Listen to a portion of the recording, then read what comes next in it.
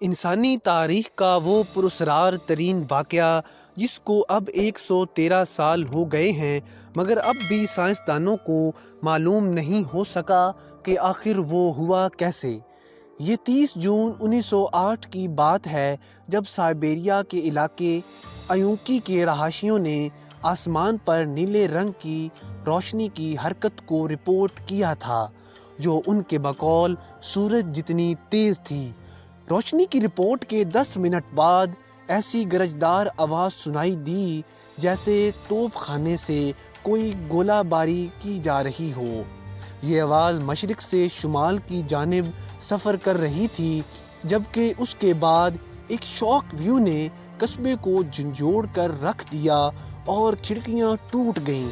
دھماکے کی آواز، جس کی لہریں پورے ایشیا بلکہ برطانیہ تک زلزلہ پیما مراکز نے ریکارڈ کی تھیں، مگر ایونکی اور ارد گرد کے قصبوں کے رہائشیوں نے در حقیقت کسی قسم کے حقیقی دھماکے کو نہیں دیکھا تھا۔ اس دھماکے کے بعد کئی دن تک ایشیا اور یورپ کے اوپر آسمان میں جگمگاہٹ کو دیکھا گیا، جو برفانی ذرات بلندی پر بننے کا نتیجہ تھا، جبکہ مختلف ممالک میں ماحولیاتی دباؤ میں تبدیلیاں بھی دیکھی گئیں۔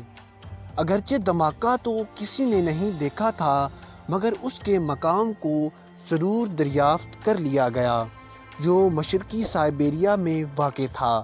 وہاں موجود 800 اسکوائر میل رقبے پر پھیلا جنگل یا 8 کروڑ درخت مکمل طور پر غائب ہو چکے تھے، اور اس کی کوئی وجہ بھی سمجھ میں نہیں آ سکی۔ ابتدا میں سائنسدانوں کا ماننا تھا کہ وہ دھماکے کے اثر کا نتیجہ ہے، مگر اس مقام پر کبھی کوئی ثبوت دریافت نہیں ہو سکا۔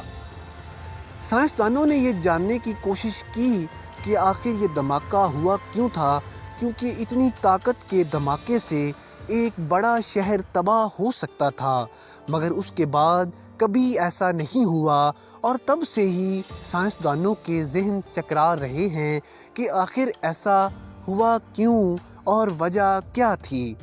خوش قسمتی سے وہ علاقہ آباد نہیں تھا، ورنہ بہت زیادہ انسانی جانوں کا ضیاع ہو جانا تھا۔ مگر دھماکے کی حرارت کو دور دور کے قصبوں کے رہائشیوں نے محسوس کیا تھا۔ ایک عینی شاہد نے اس موقع پر بتایا کہ آسمان 2 حصوں میں تقسیم ہو گیا تھا اور سارا جنگل آگ سے بھر گیا۔ اس کا مزید کہنا تھا کہ اس وقت آسمان میں ایک دھماکہ ہوا اور بہت بڑا کریش ہوا، ایسا کریش جس کو سن کر لگتا تھا کہ آسمان سے پتھر برس رہے ہوں۔ اسے ٹنگوسکا ایونٹ کا نام دیا گیا، جو انسانی تاریخ کا اب تک سب سے طاقتور ریکارڈڈ دھماکہ بھی سمجھا جاتا ہے، جو جاپان کے شہر ہیروشیما میں گرائے جانے والے ایٹم بم سے 185 گنا زیادہ تھا۔ مگر ایک صدی سے بھی زائد عرصے بعد محققین کے ذہنوں میں مختلف سوالات موجود ہیں کہ آخر یہ ہوا کیسے۔ کچھ سائنسدانوں کا ماننا ہے کہ ایک سیارچہ اس دھماکے کی وجہ تھی، مگر اتنے بڑے خلائی جسم کے شواہد اب تک دریافت نہیں ہو سکے۔ 1927 میں روس کی ایک تحقیقاتی ٹیم نے اس جگہ کا دورہ کیا اور دیکھا کہ دھماکے کے 20 سال بعد بھی وہاں ہونے والا نقصان لگ بھگ ویسے کا ویسا ہی تھا۔ اس ٹیم نے خیال ظاہر کیا کہ ایک خلائی جسم فضا میں پھٹا جس سے یہ نقصان ہوا، مگر کسی قسم کے خلائی ذرات دریافت نہیں ہو سکے۔ جب دھماکے کے کوئی شواہد نہ مل سکے تو پھر عجیب خیالات سامنے آئے، جیسے کسی خلائی مخلوق کا عزیز گرافٹ اس مقام پر گر کر تباہ ہوا ہو۔